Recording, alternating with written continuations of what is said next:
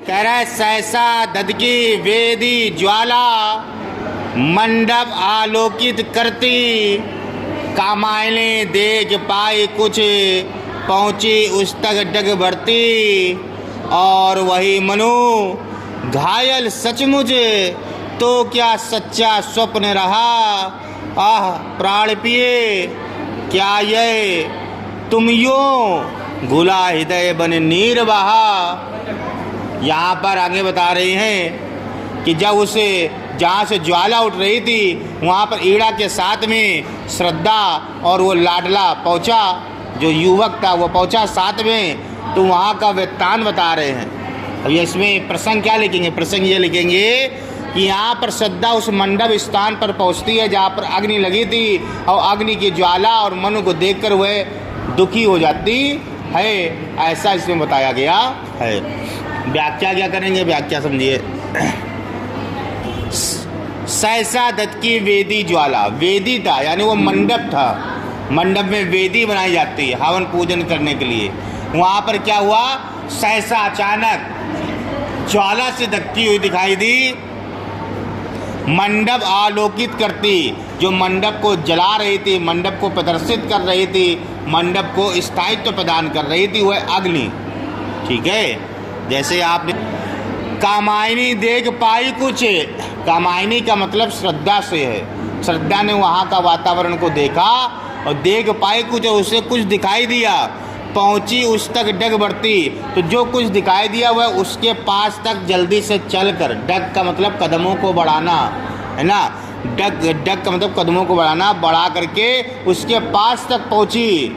और वो था कौन, जो उसे हल्का सा महसूस हुआ वो आगे दिखाई देगा। और वही मनु कह रहा है, अरे ये तो मनु हैं, ये तो मेरे मनु हैं। ऊपर वाली लाइन कह रही है कामायनी देख पाई कुछ, कामायनी मतलब वो श्रद्धा ने कुछ देखा कि यहाँ पर कोई पड़ा हुआ है, और वह कदमों को बढ़ा करके उसके पास तक पहुँची। तो उसे क्या दिखा, और वही मनु, अरे ये तो वो मनु है, घायल सचमुच, अरे ये तो सचमुच घायल है। तो क्या सच्चा स्वप्न रहा, तो यानी जो मैंने स्वप्न देखा था कि मेरा मनु कहीं घायल अवस्था में पड़ा हुआ है, अग्नि में जला हुआ है, क्या वो हकीकत में हो गया।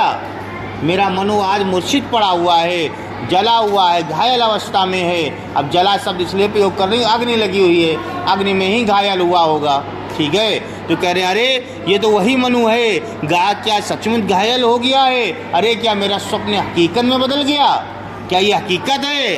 आह प्राण पिए, अरे मेरे प्रीतम प्यारे, प्राण पिए जो प्राण से भी प्यारे हो, यानी प्रीतम प्यारे, क्या ये, अरे ये क्या हो गया, तुम यूं, तुम्हारी अवस्था कैसी हो गई। घुला हृदय बने नीर बहा, और ऐसा इतना दुख हुआ श्रद्धा को कि उसके हृदय में जो भाव थे वो अश्रु के आंसू के द्वारा नेत्रों से बाहर बहने लगे। कहने का मतलब चारों लाइनों का ये है कि श्रद्धा ईड़ा और युवक के साथ में जो स्थान की ओर पहुँचती है जहाँ पर अग्नि की लपटें दौड़ रही थी, वह स्थान एक वेदी की ज्वाला थी, वेदियों से बनी थी। इसमें अचानक ज्वाला धधक पड़ी और मंडप को आलोकित, मतलब मंडप को उसने अपने आगोश में ले लिया।